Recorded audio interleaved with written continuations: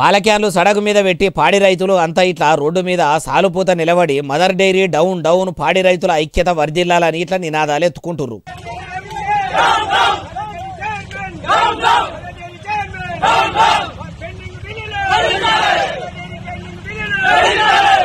మరి ఎందుకు mother dairy down down అంటుర్రు, పాడి రైతుల ఐక్యత వర్ధిల్లాలే అంటుర్రు? వీళ్ళంతా ఎక్కడి రైతులు అంటే యాదాద్రి భువనగిరి జిల్లా వీరవేలిలో ఉండేటోళ్ళట. భువనగిరిలో ఉన్న మదర్ డైరీలో దినం రాతంపాలు వస్తారట. తూర్పు దిక్కు పొద్దు ఆలస్యంగా పొడుస్తుందేమో గాని వీరవెల్లి పాడి రైతులు మాత్రం కాడ పెట్టకుండా పాడి తప్పకుండా దినం పొద్దుగల పాలు పోసుడు మాత్రం మరవరట.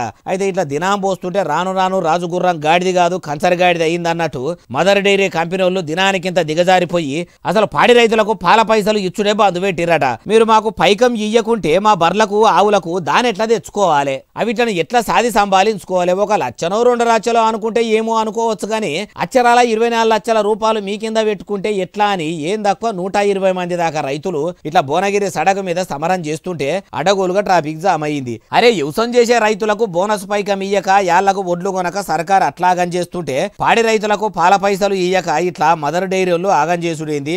ఇట్లా అయినాక రైతే రాజు అనే రోజు ఎప్పుడొస్తుంది అంటుర్రు ఏముచ్చటిన్నోళ్ళు.